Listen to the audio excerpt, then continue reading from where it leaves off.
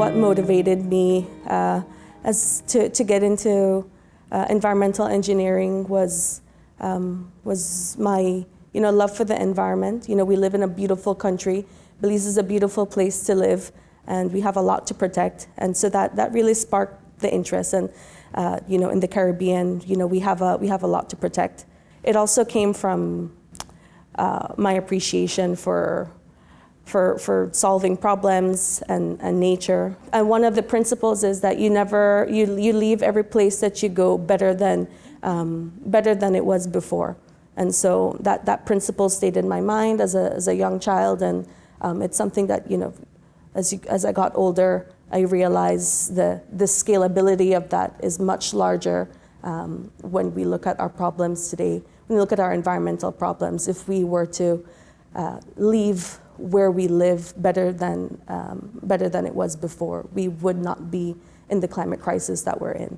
Now, I've been lucky enough to support the government of Belize in a lot of its climate change initiatives, in establishing its greenhouse gas inventory, in its national determined contributions, and some of the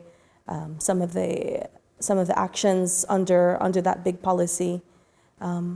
And also supporting them internationally when we do international negotiations at the UN climate change conferences. So I've also been grateful to support them in doing their negotiations at the UN climate change conferences.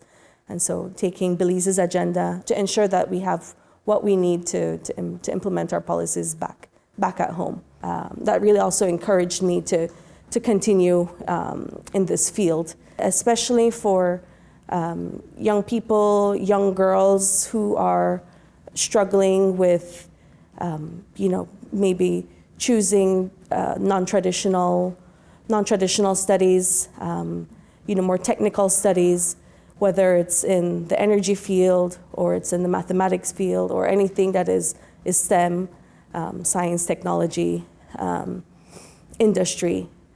There's a place for everyone, and I think it really needs to be encouraged from a very young age. So from our parents, from the school system, what girls have access to and what they're encouraged to study is really important. Because if I wasn't encouraged as a young person to pursue my interests and solve problems with my hands, or ask questions, then perhaps I wouldn't be, in this very interesting field that I'm in right now, and one that's really helpful to the government and helpful to the region.